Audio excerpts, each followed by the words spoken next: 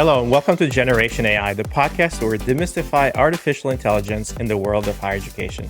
I'm your host, Artis Kadu, and joined by my insightful and very, very well-rested co-host, JC Bonilla. Hey, JC. I'm back. I'm back with a vengeance. Everybody, did you miss me? You got this other guy with an accent, slightly smarter than me, definitely better looking than me, but I'm back, fully rested. My last day here in the Asian coast of Turkey. So Artis and I are doing a bi-coastal, I don't know what you call this, bi-world region podcast. So excited to be with you all. I kind of miss you. I did a little bit of a digital detox, Artis. Do you know what a digital detox is? Artis, have you ever been without internet for more than 36 minutes?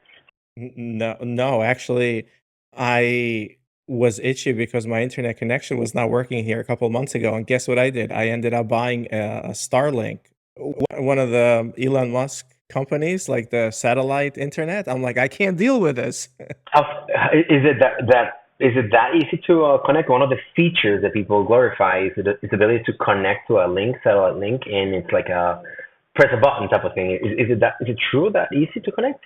Yeah, it's very easy, and as long you can bring it anywhere, as long as he has access to the sky, it's all good. Artie, I never thought of that, right? And then Udio and I have the running joke of the You should get hotspot. one. I know the hotspot, everybody. So I do this cheap back, 1990 type of methodology for connecting, and the hotspot is literally like burning. But yeah, Starlink is where it's at. So did a little bit of a digital detox, of course, ton of time with the kids. Special time where in August I get to slow it down a tad. And thank you, Artis and the Element family, for basically continuing to enlighten our followers and listeners with awesome content. But here we are, right? We're in a back to school modality. I'm back to New York tomorrow, and then kids back in school in a few days. Artis, I know your kids are already in school because you follow a different academic calendar, but how are you preparing as you wrap up August? September is coming, and it's kind of like a cycle, right? Especially for the business. How are you preparing for September? Well, the fall is usually a very, very busy season for us. Most of our partners right now, they last week and this week is their first weeks of students in campus, so they're welcoming all their students in. Obviously, one of the things that kicks off in August is also the new season, the new recruiting season. So not only do they have students on campus, but they're also kicking off their recruiting season. So this is, as you know, application season, communication. So we've been really, really busy, and also been really busy in terms of onboarding new and kind of bringing new systems online for a lot of new partners. And then September, October, November, it's going to be crazy. I mean, we're going to be at about 23 events or conferences throughout those 3 months. Personally, I'll be at, like a quarter or one third of those, and sometimes back to back. But it's going to be really great to kind of, meet everyone. And now that our customer base is growing and our partner base is growing, it's really nice to go to these events and meet everybody in person, and then get to talk about AI in a lot of them during sessions or even workshops as well. Well, now you heard it. Art is going to be traveling a lot, banking on a lot of mileage. As a matter of fact, Diana Kadui, if you hear this, next time your husband takes you out for vacation, it must be first class, because all the mileage that it's going to be putting on that program, you can definitely upgrade. So first class for the Kaduis, all the way. As we get on back to school mentality, we wanted to bring that theme to today's episode, right? Educators that Artis and I are, and many of you listeners, it's September, it's always a vibe. We're kind of redoing it again, and we're coming back from planning seasons and whatnot. But as educators, we think that there's still an opportunity to educate ourselves, inspire, and help you navigate the ever-evolving world of AI. And the way we thought about that is referencing a fantastic body of research that Artis follows that, in a way, gives the top 100 generative AI consumer apps its ability, its location, difference between mobile and desk, and of course, changes that we see in utilization. So we got a little bit of the scoop, and what we're going to be doing is reviewing that, kind of giving you the student engagement application so you can boost your year. You still have time. And then leave with the hot trends, the technology tips, the new categories that are shaping, and how these all interact with the educational landscape. So, artists, you send me this document as I am wrapping up my vacation and say, read up, professor, and let's have this conversation. What is the top 100 Gen AI consumer research by Anderson Horowitz? So, if you're not familiar with Andreessen Horowitz, they're a VC company and they do a lot of investments in emerging technologies and specifically around AI. They do have a lot of educational content out there, but they're at the forefront of new waves of technology and especially AI.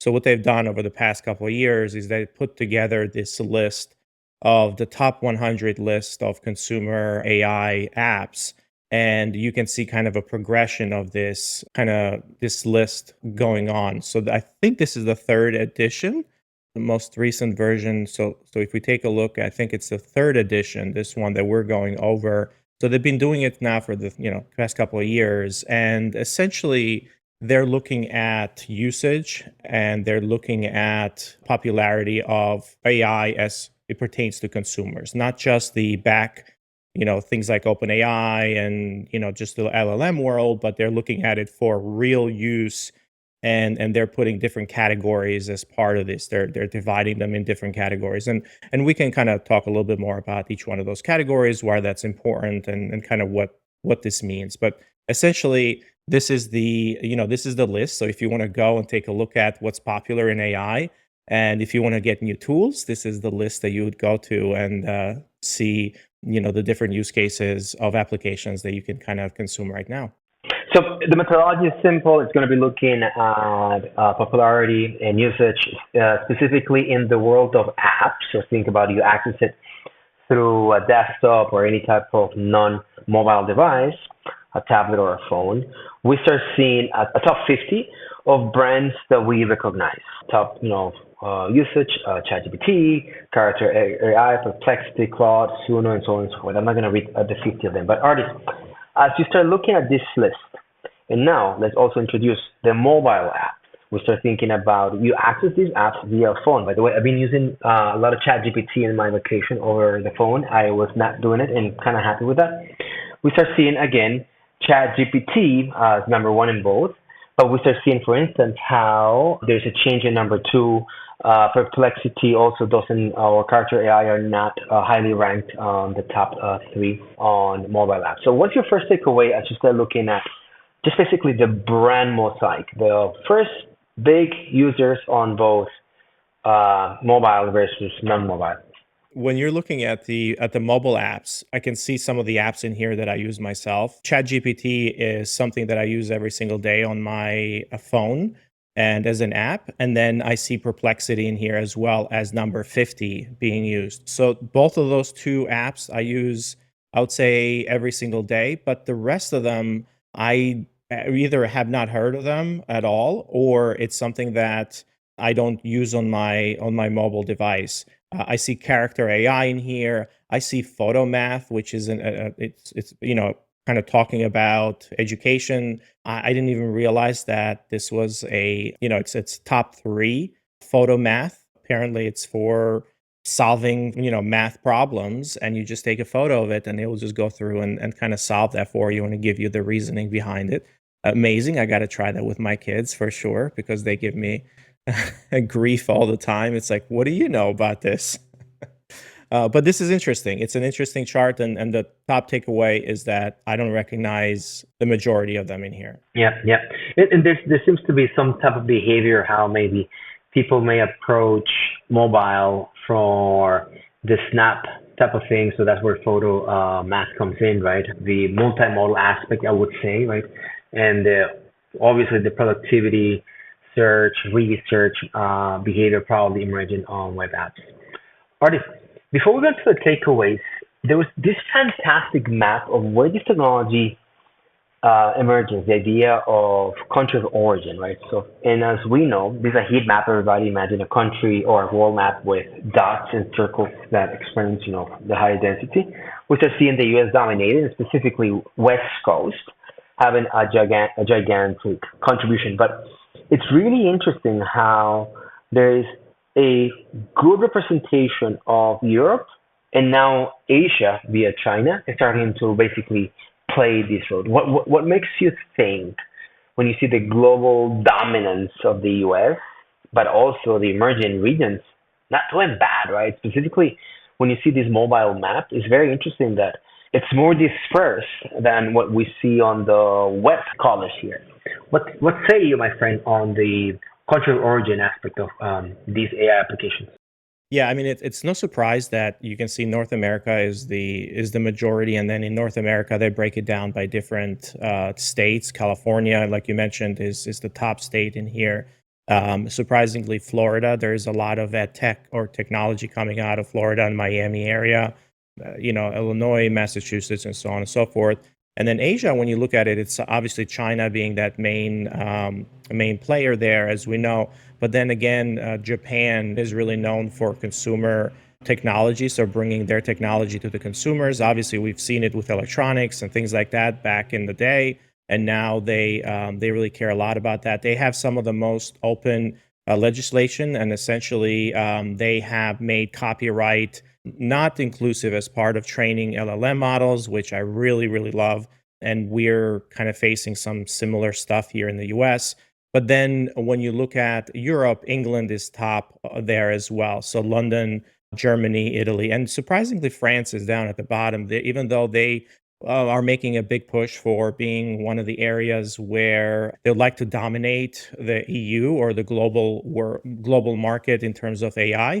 The applications component has not really come through there. So England is still that dominates, and it's really really interesting to see that obviously Poland is in there as well. Very strong Eastern European developers and companies that are coming out of those countries for sure. Yeah, I mean, with the obvious of China, the U.S., now England, I would say I was happily surprised to see Poland, also Italy. I think it's interesting to see that from the Asia side. Very very happy to see Malaysia playing in here, and then yeah, the geographical distribution of the basically a non-biased coastal play in the U.S. It's welcome, right? So we see Florida, Idaho, Illinois playing in there. So very interesting. All right, artists, let's go into the takeaways. We've read the article, and there's four things that we want to come and have a conversation against, right? So the very first one is when we start looking at the change in brands. So think about ChatGPT was number one last year, gets placed again as number one. The ups and downs tells us that when it comes to the use type, creative tools continue to dominate, right? But then the moves from the prior study to this one indicate that video music is on the rise. So really interestingly, this is basically the whole, I would say, 39 episodes that we've done have this color. We're always talking about applications, and it kind of takes us into creative use, music, video, but many, many other things are there in the top 50. But yeah, this is basically where we start seeing image, video, music, speech, and more is the dominance of this type of work. So what do you think about use types? Anything that speaks to you? I mean, we use on the creative tools. There's just so many tools that we use from the creative side, but it's really really good to see some of the ones that are available in here in terms of things like Suno AI or Luma or the video generation components. So these tools are going to be very very popular because a lot of the media that we do today is of course for social, so that's going to drive a lot of that adoption. Anything that's kind of going to be related to generating content for social is going to be top of mind for a lot of folks, and it's going to gain a lot of popularity for sure. So as I look at this, we video is a top dominant because traditionally it's been very expensive and very hard to do. So now you can kind of create video very easily. You can modify video. You can create synthetic audio very easily. So these apps were out of the reach, or this creation was out of the reach before, but now it's becoming more and more relevant. And these apps, no surprise, they're very popular. Some of the other ones that are, I won't say surprising, but are photo apps, and as these models get really good at training and superimposing kind of, I won't say the deep fakes, but essentially enhancing popularity. Like those are coming in and becoming really popular as well. And of course, we've seen consumer apps that are like the Photoshops of the world, or even Canva, or everybody in the creative world now is using some kind of generative AI feature to enhance their products, either by enhancing already existing images or creating new images like Midjourney, or actually Midjourney had a really great they released the other day where now you don't have to use Discord at all. And I think this is a huge unlock for a lot of people that before were a little afraid to use Midjourney and image generators, but now they can use Midjourney on their website. So I'm really excited about the creative world. This is a world where I live in quite a bit, and we live in quite a bit, and it's something that I'm always fascinated by how far we've come. When it used to take us days and weeks to do some creative work around video, or to enhance it, or to do some visual effects. Now all of that stuff, even creating video from scratch, or even creating audio and so on and so forth from scratch, is just a matter of minutes, right? It's still not there, but we're come a long way. But artists, that is the point that I want to end up with in this takeaway, that as an educator or higher education administrator, as a professional who maybe my degree tells me I'm not a graphic designer, today, if I am not doing this, I'm really missing the opportunity to start basically prototyping some of the creative work that I have and taking it to the next level. Specifically, think about the application Luma that you just mentioned, right? So what I do is I just bring my text, in this case, an assignment that I work with, and then it gives you the really nice, incredible, realistic videos. And my assignments right now are not plain text, are actually visualized as me, a talking head or an avatar. And it's a really wonderful improvement on experience for students, and many, many more things that need to happen. What I'm looking forward as an educator this year, call it New Year academic year resolution, is that when I'm traveling and I have to switch to online or virtual, I'm going to be doing mini lessons. And it's basically because I have the scripts, or I can complement by script building. But I really hope that they can be prototyped using some of these video creation and kind of full end-to-end deployment. So I'm excited about that. Are you using any of these today, JC? I have, and I play with Luma a little bit to basically go from text to video, and it was really good because it kind of learned my features and my kind of clunky things. I just didn't like it that it was so real, to be honest. So what I've done is I've used a little avatar, which I'm playing with. As you guys know, I teach at NYU, so it's called Violet, and it's kind of like I'm using it as my teaching assistant, and I'm using assignments, and I'm given assignments using teaching assistants. So basically, this is what I've done. I have the assignments. I've been using them for 5 years. So give me the script. I bring it into one of the scripts, basically text to audio, and then you can basically just put an avatar, and then it's become that. So I'm releasing that this term. And that's basically something I've been working on the summer. It was fun, simple, and I highly recommend everybody to experiment with it, because that is basically what we've seen everybody use. Does that make sense? Yeah, no, that's really, really interesting. Well, the tool, what was the tool again? Was it Luma, you said? Luma.ai is the one that goes from text to images, and similar to the way it trains with your voice, you can also train with your face, but it was too real. The Uncanny Valley, did it pass the Dude, Uncanny Valley? Or? it was better than me. It looked younger. It had no like speech deficit. It did not make mistakes. So I was like, crap. I cannot look that polished in an assignment when I'm teaching it like a hot mess. So control chaos continues to be my signature. So I need Luma to be a bit more spotty and like, I don't know, screw up names. Usual things that I do, right? I know. HeyGen is another platform that a lot of folks have been, doing their digital twins or video digital twins. So HeyGen is another one, and they've been around for a little bit longer.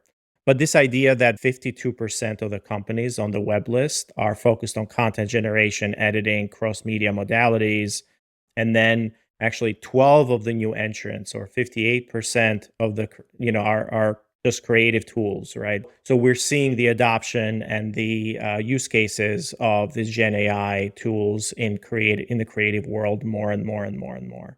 Now, using that to go into the second takeaway, the three most used ones, right?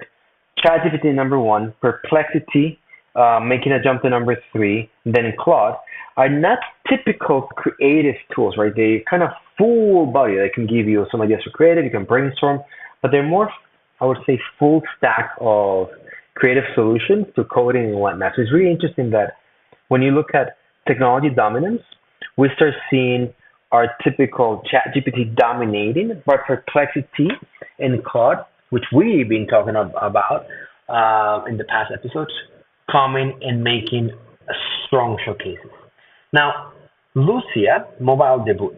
It's an AI assistant. Have you used this, Lucia? It's entered the mobile ranking in 25, and it's basically when it gets called out with probably the most interesting growth. So, what do you know about this Lucia mobile debut? Do you know it? Do we need to add it to our list of research? I think we do need to add it to the list of research for sure. It's something that I have not played around with or know about. And this is basically where the assistants, in a way, are saturating now usability, I think, right? And this is where first entry is benefiting ChatGPT, Claude, right? And unfortunately, Google not mentioned there, right? So they're missing out on market share, not for the lack of good technology, right? There's something there in their packaging that it's not working for them. So I think the technology strategy needs to be rethought for them. Yeah, certainly their Gemini set of tools are something that they're incorporating in the productivity world and in the day to day, but not necessarily on the consumer side. For example, we have Google Workspaces, and now they're making a big push for Gemini in the workspaces so it can search your documents and can do all of that stuff. We haven't taken the leap yet, and we tested it yet, but that's an area where I see it.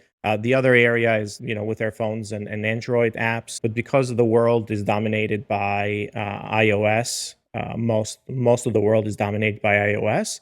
Of course, a lot of folks will probably give us some grief for saying that. They're our Android friends, but it's really really hard to kind of jump through use cases and the popularity really fast if you're not iOS centric on the mobile side, and then of course the dominant on some of these new entrants doing creative things rather than Google focusing mostly on how do we mass produce this thing, right? So it's not the most exciting stuff that they're putting out. Correct. Correct. Artist, let's go to our last takeaway here because I think it's interesting in a very simple way to start looking at this data is to start looking at the emergence of new brands and logos. And the study basically brands these new logos into two new categories, which I find to be very interesting. So what they're telling us is that there's new categories that are emerging: aesthetics and dating. So generative AI helping us in basically look and feel. Applications like Look Max AI ranked at 43, I'm sorry, in UMax as new entrants. What do? You can post a picture and they, I guess, with rating and tips and subscription modes and all that kind of stuff, they can improve your attractiveness. What does that mean? Is it fashion recommendations? Is it product things? I'm not really sure how it gets demonstrated, but a picture, me, JC, can move up in attractiveness level, and that's basically what these applications are designed to do. And they have the membership subscription model indicating that it's something that's probably on the go. So my assumption is that they're going to be connected to an ecosystem of products, from fashion to, I don't know, derma to whatnot. But it's fascinating. Have you seen any of these in aesthetics before we go into the dating world? I have not, and I found this whole list. I spend a lot of time on it, just looking at the new stuff that I'm like, well, I'm not familiar with it. I'm not familiar with it. It just feels like back when companies were coming online and were trying to find like the best new Web 2.0 company. I wasn't around when, back in the early 90s, but I was certainly here when Web 2.0 was around. And it feels like that. It's like every other day you're seeing some of these capabilities of or Web 2.0 used to come up with a new website or a new product or something new that was based on Web 2.0. And this is very, very similar to that. Hmm. So as I start looking into Lookmax and then kind of how it works, it makes sense, but it's starting to basically deploy this idea of using an AI coach to help the journey of a person in more attractive and healthy. So it basically holistic, right? So from fashion, they can also do mental health, confidence.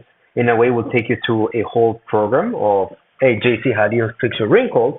But also your alter ego and your daddy issues and your husband issues. And while you're at it, artists think you're a jerk. So let's fix that for you as well. So it's a really interesting application. Are you saying that UMax is essentially trying to figure out, hey, how do you become a better person or keeping track of your health or so it's like an all-around coach? Yeah, I mean, and this is where I'm going to go on a limb here, right? AI assistants do this. I can come and have a whole conversation, an in-depth conversation about attractiveness, the concept of attractiveness with ChatGPT. I don't need a branded product, right? But the prompt needs to be designed in such a way that I kind of give somebody what I am looking for. So what I think is happening here, right, is that they are figuring out there's a usability of ChatGPT specifically for mindfulness. Like how do I become a more centered human and a better quality of human. There's an aspect of basically advice on coaching, diet, and things like. There's a lot of applications. What I think is happening is the prioritization of a subset of use cases that are well supported on ChatGPTs of the world type of thing, right? And it's as you know, right, you can start creating agents and functions in racks that just basically are smaller and just go there. And you probably will not ask these applications, give me an itinerary for, I don't know, when I'm in Paris, which you did in ChatGPT, or what I was doing the other day, like, can you write this email for me, right? Those type of things probably are out of scope. Interesting. So in this case, I think this is a little bit more vanity. It's like, hey, what do you look like? What do you look like as a 10 out of 10? So, as we start thinking about our dating apps and everything, it's so JC, it sounds like you might need this app. No, yeah, of course, because I'm not a vain person. I'm all about living the present in its fullest. Yeah, look, I met people who actually spend money on coaches for basically how I manage my presence. That goes from attire to how do I talk, how I become meaningful. It has all those elements. So I don't think it's that only vain, but it has other manifestations. So you're saying this category is not going away, and if anything, we're going to see a lot of capabilities from or similar use cases come into the application of different brands. So, like for example, a Nike or a Sephora or like a beauty, or a Ulta or something. These brands are actually going like I think they should be buying these apps, by the way, right now, because that's it's going to fuel more and more consumerization or more and more product pushing. But for right now, it just seems that these apps are getting really good at providing feedback that normally you wouldn't go to a friend and say, hey, how do I get to a 10, right? It's like, Yeah. Speaking of tens and ratings, one of the apps that is making an entrance using generative AI, although prior apps leverage fantastic ML and already AI, is called RIS. I don't know if you know what RIS means? It's a Gen Z term. Where are you in your Gen Z bilingual scope? Define RIS. my kids are schooling me on that. So what is RIS? It's basically good looking, being attractive. So if I call you a stallion in 1990, which is something that it was thrown there, Hardy, you were a stallion. Now you're a risk. By the way, I don't know if you're a risk, the risk, or just basically there's no pronoun, just risk. I think it's just Riz as in. Anyway, I'm aging myself, not knowing how to use the term. So risk AI. Hey, we could be just making all kinds of mistakes right now. Good thing Gen Z folks don't listen to this podcast. There you go. So risk as a dating app, basically using very sophisticated, apparently very sophisticated ways to do matches in a way not survey based, but allowing you to log in videos and things of upload videos and kind of multimodal content, so you don't have to go from I want a conservative partner or someone has got a PhD, like that kind of summary or entry point they use to train the matching. It's more multimodal. So we'll see where this takes.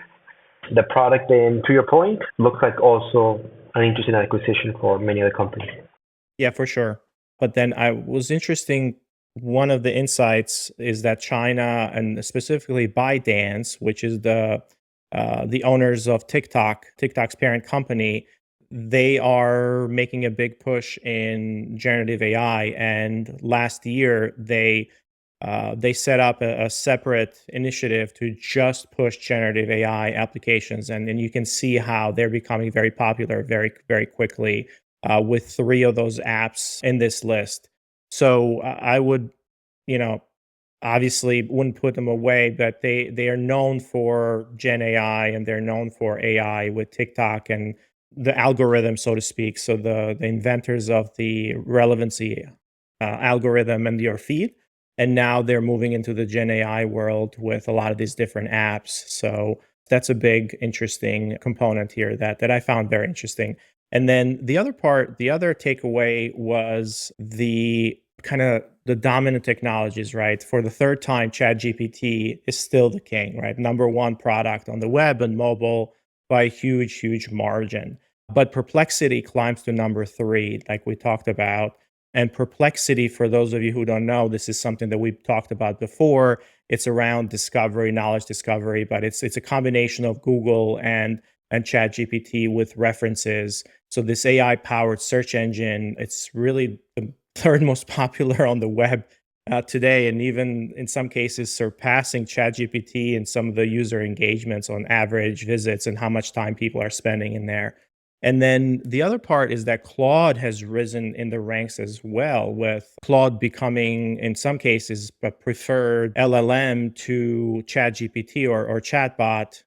So it's introduced a lot of new great features with its launch, introduced artifacts, which we talked a little bit about a few episodes ago. So we've kind of transitioned a little bit of our usage, and I see it for myself, to Claude. So the idea of, what LLM is the most powerful, JC, in terms of the wrap up as we wrap this episode up, like that ability has, I see that not becoming a big factor of what tool you're using today. And now we're transforming, or we are transitioning, at least the way that I see it, to not necessarily the technology that's powering these tools, but we are moving to a place where AI is in the context of an application. So applications and how do you build applications of AI is becoming more important than the underlying technology that's powering those applications. Remember when we were all going crazy that Sora was going to become this big thing, and then it's like, okay, like Sora is not even out yet, and Google put out this crazy video models, and no applications are out for that yet. But meanwhile, you see applications like you talked about Luma, and you see applications like Midjourney with their images and HeyGen, and so you see the application becoming more and more important, and how you apply that application to a use case, or that technology to a use case becoming more important rather than the technology that's powering it. And that's why we see Claude becoming very useful for a lot of folks as they've introduced artifacts. Artifacts are now available to free accounts. If you remember, you didn't have it because you didn't have a paid account. Well, now they're available to free accounts as well. So as we wrap this up, what are your kind of closing thoughts? Two, right? What you just mentioned resonates so much with me, the idea that the underlying technology remains, but the application emerges as a stronger contender. I think that's a beautiful point. So I just wanted to recap that. And number two, curiosity and staying ahead of the curve continues to be one of the most relevant, I want to use your word relevant that you gave to TikTok, one of the most relevant differential personal traits that you can have. And as artists and I went through this, and we are advanced users, knowing that out of these 50, we don't know 80% of them, we don't have that depth, it's a really important journey for all of us. So what is my last takeaway? Everybody, stay curious, stay informed, have fun at it, and try to bring it into your academic classroom experience and your professional experience. And doing this, just basically jumping in, right? There's no way to do it, but the fun thing is that it's becoming easier, productized, and because it's living at the application level, it's easy to jump in. It's easy to jump in. So that's basically my last takeaway. Jump in, everybody. Stay curious and make the most out of these fantastic apps. Absolutely. Thank you, JC, for kind of that wrap up. And as we get into the new academic year, good luck with the starting of the semester. If you have kids that are going to school, good luck with that. Or if you're teaching, we wish you all the best, and don't penalize students for using AI. And try to incorporate it as part of your day-to-day life. With life becoming busier every single day, AI can be a way for taking some of that complexity away from you. Until next time, everybody. Thank you, everybody. Generation AI is part of the Enrollify podcast network. If you like this podcast, chances are you're going to like other Enrollify shows too. Our podcast network is growing weekly, and we've got a wide range of marketing, enrollment, and higher ed technology shows that are jam-packed with stories, ideas, and frameworks, all designed to empower you to be a better higher ed professional.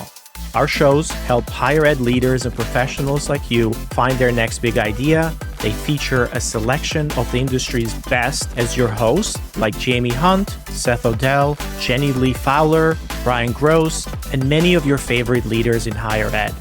Enrollify is made possible by Element 451, the next generation AI student engagement platform that's helping institutions all over the country create meaningful, personalized, and engaging connections with their prospects and students.